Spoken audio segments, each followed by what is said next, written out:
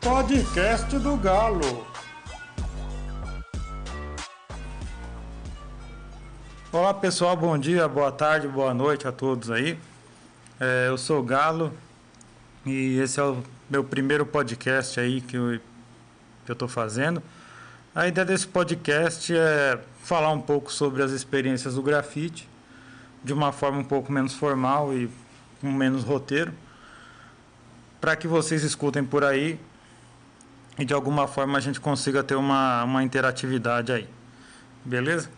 Nesse podcast eu vou falar de um tema que eu acho bastante importante, que às vezes algumas pessoas me perguntam e eu gostaria aqui de conversar com vocês, que é como começar, né? Como começar a fazer grafite, da onde começar, por onde começar.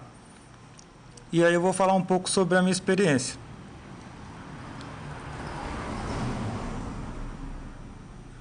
Bom, eu comecei em 2009, né, como a maioria de vocês devem saber, e eu não tinha a menor ideia da onde que eu começaria a fazer grafite, né? E aí a minha única alternativa que eu tinha era começar pela própria rua que eu morava, né? Lá em São Bernardo, no bairro Ferrazópolis. Tinha um muro lá dando sopa de mais ou menos uns 300 metros, né? E aí eu falei, bom, esse aí vai ser o meu alvo e eu vou começar por aqui. Porque tem muita gente que fica na dúvida, né? Tipo, onde que eu vou fazer? Por onde eu quero fazer? Mas se eu fizer na minha vila ninguém vai ver. Se eu fizer na minha rua ninguém vai me notar. Mas é tudo um processo, é tudo uma questão de um tempo, né? Até as coisas se desenrolar. E eu comecei fazendo assim na minha vila. As pessoas perguntavam o que eu estava fazendo, quanto que eu cobrava. E no começo, como eu tinha um trabalho fixo, eu não cobrava nada, mas eu pedia liberdade em troca. Como é que funcionava isso?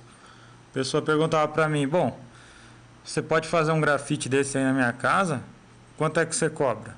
E aí eu falava, bom, eu não cobro nada, desde que vocês deixem eu fazer o que eu quiser. E aí a pessoa perguntava, mas o que você vai fazer? E eu falava, bom, não sei. E aí eu não sabia mesmo, não era na maldade, não era tirando ninguém, né? Mas é porque eu realmente não sabia.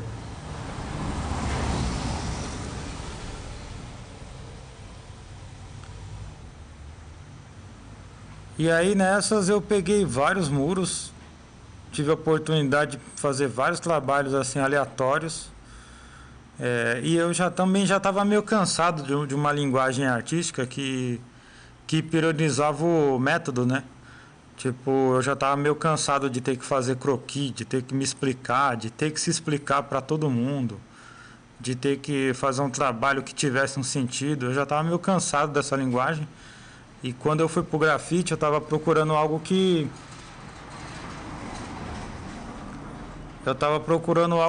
de repente eu conseguisse me expressar sem necessariamente estar preso a essa coisa de ter que me explicar, né?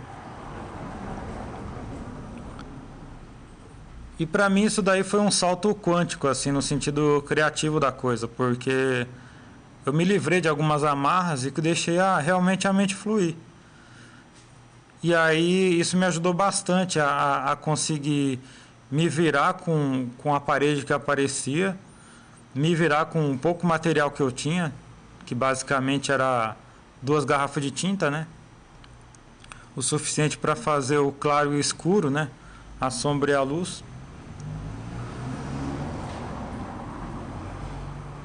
E aí nessas eu consegui me expressar, consegui também ter uma noção do tempo que eu levava para pintar, né?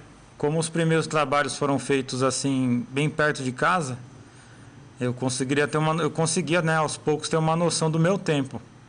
E no começo eu demorava bastante para pintar. Eu demorava, creio que umas 8, 9 horas para pintar, para fazer um trampo pequeno. Isso porque, apesar de eu trabalhar com pincel já um tempo, bem antes de ir para o grafite, trabalhar na rua e fazer um grafite na rua é uma outra história, né?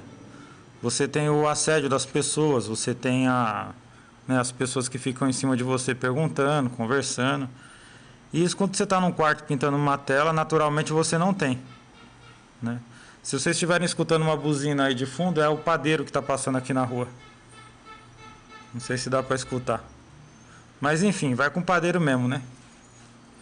Inclusive o padeiro, o pessoal que trabalha na rua, os ambulantes de uma forma geral, eles são personagens chaves assim para a gente entender o que é pintar na rua, né? O que é interagir com essas pessoas que fazem da rua o que ela é, que é praticamente um organismo vivo, né? E aí nessa daí eu aprendi não só a pintar praticamente na rua e na parede, como também aprendi a interagir com esses personagens na minha volta.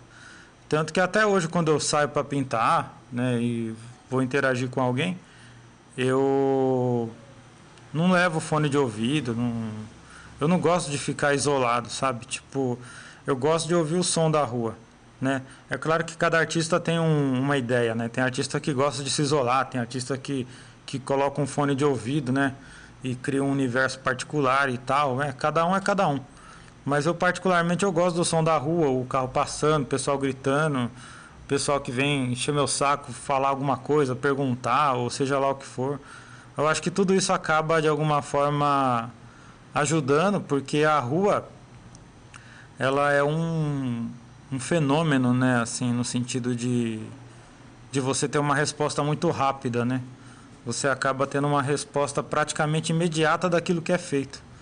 E você também acaba tendo uma noção de como que as pessoas veem a arte, o que elas têm de arte, o que de alguma forma durante a vida delas foi vendido como o entendimento da arte ou do que aquilo que é arte, né?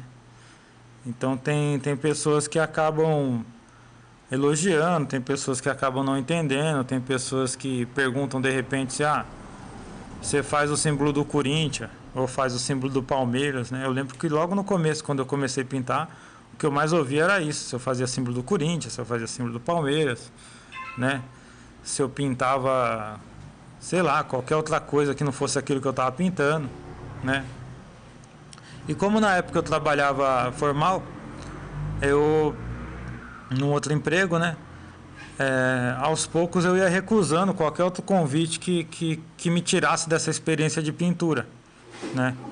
A realidade é que com o tempo a gente percebe que o grafite aqui no Brasil ele acaba assimilando, né, várias realidades assim. Tipo, o grafiteiro padrão, aquele que não tem um alcance de mídia muito grande, que é o caso da maioria dos grafiteiros que trabalham na periferia ou na zona leste de São Paulo, eles acabam por fazer dois tipos de grafite, né? O grafite autoral, que é aquele grafite que a gente meio que o pessoal reconhece como o nosso trampo, e o grafite comercial, que é aquilo que o cliente quer, né? Dentro do que ele entende que é arte, ou dentro do que ele entende que vai chamar a atenção para o comércio, né? E é um trabalho. No começo eu tinha um sério preconceito com relação a isso, mas depois que eu comecei a trabalhar só com grafite, eu falei, mano, eu tenho que pegar também esses trampos. Eu não posso, né, ignorar. Olha o padeiro passando. Obrigado, padeiro. Dá pra escutar até o carrinho, eu acho. E aí, hoje em dia eu acabo lidando bem com essas duas situações, assim. Só que para proteger o meu trabalho autoral, o meu trampo comercial, que não tem a minha identidade, eu acabo por não me identificar, né?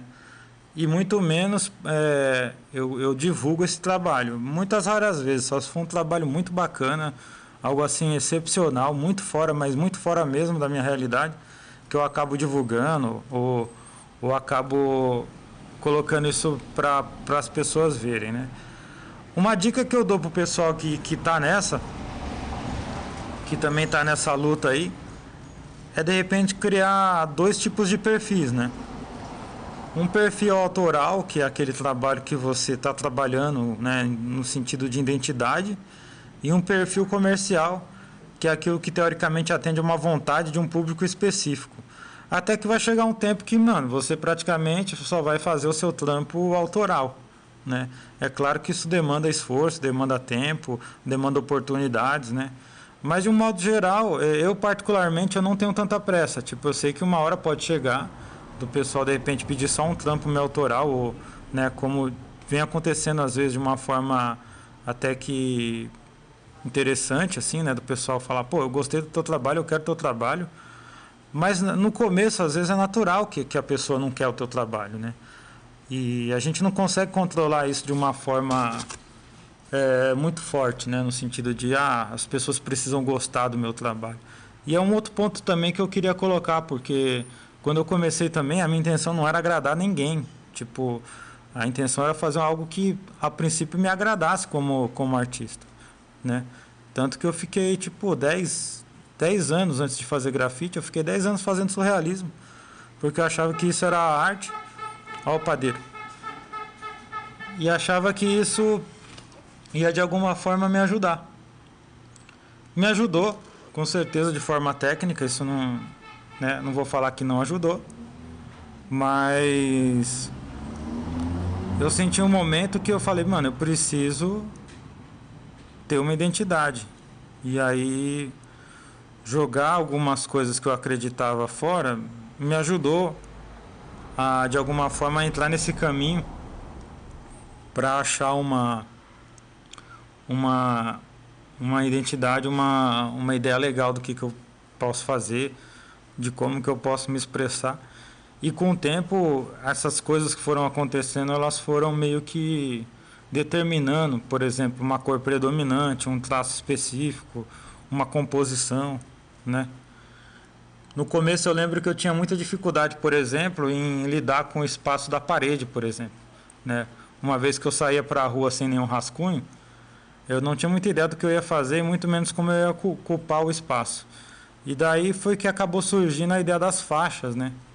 Porque eu fazia o personagem e naturalmente sobrava muito espaço na parede. E aí, para não deixar o espaço vazio, eu falei, mano, eu vou jogar umas faixas aí. E aí no começo essas faixas acabaram acontecendo de uma forma tímida, né? Praticamente faixas mesmo, tipo sem muita sem muita ideia, tipo uma faixinha bem simples mesmo, sem degradê, sem nada, como que dá pra ver lá na estação de São Caetano. Quem é do ABC Paulista e tiver um dia a oportunidade de ir na estação de trem de São Caetano, ali na parte do subsolo tem um trampo meu de 2010. E ali é uma das primeiras oportunidades que eu tive de fazer uma faixa no meu trabalho. E vocês vão ver que é uma faixa bem primária, assim, não tem nem degradê praticamente. E aí depois eu fui implementando o degradê na faixa também, fui deixando ela um pouco mais livre, um pouco mais como se estivesse dançando junto com a figura, né? De modo que depois que eu comecei a pegar mais segurança com a composição, de conseguir lidar melhor com o espaço, naturalmente eu fui colocando menos faixas no meu trabalho. Hoje em dia praticamente eu não coloco tanta faixa, né? Mas no começo o meu trampo ele era praticamente um bloco assim, que era composto em parte por um personagem ou dois principais e uma série de faixas para tentar desesperadamente ocupar o espaço e vender uma ideia de que o espaço estava plenamente ocupado e isso que teoricamente fosse calculado, seja lá o que for. Mas na verdade não era calculado, não era nada calculado, porque eu mesmo não saía com projeto, não saía com croquis, não saía com nenhuma ideia do que eu ia fazer. Hoje em dia o meu trabalho ele meio que tem um misto de situações. Tem ocasiões que eu realmente eu saio sem nada, sem nenhum croquis, sem nenhuma ideia do que eu vou fazer. E tem situações onde eu tenho que fazer um croquis em escala, onde eu tenho que fazer um projeto antes para apresentar para o cliente. E isso acaba fazendo parte da rotina quando você acaba pegando muito trabalho de pessoas que, apesar de admirarem o teu trabalho, querem ver ou querem ter uma ideia prévia. Porque às vezes o trabalho vai ser feito num lugar onde tem um ou mais sócios e de repente precisa de uma autorização ou de uma reunião que vai aprovar, por exemplo, um layout. E isso a gente como grafiteiro, a gente também tem que ficar preparado também, né? Porque não é todo mundo que vai simplesmente chegar para você e falar, faz aqui o que você quiser. né? Não vou falar que não aconteça, né?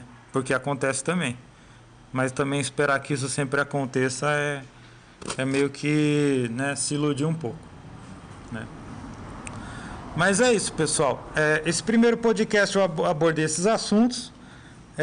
Se vocês tiverem algum assunto específico, alguma ideia que vocês querem que eu desenvolva aqui no podcast, podem mandar um e-mail aí no galosurreal@hotmail.com. Lembrando que Galo Surreal é com 2 R's e o L no final, tá? E aí, de repente, a tua ideia ela pode entrar aí como um tema do próximo podcast. Se também você quiser mandar um salve aí para sua quebrada, manda aí que eu falo aqui no podcast, no próximo, né? Manda um salve aí para a quebrada de vocês. É só falar o seu vulgo aí, né? O seu apelido e qual que é a quebrada de vocês. Se quiser também falar o Instagram também, pode falar também que eu também divulgo. Beleza? E aí vamos aí, continuando aí na sequência, tá? E é isso aí, pessoal. Muito obrigado aí a todos que ouviram até aqui. É isso aí, um abração para todo mundo. É nóis.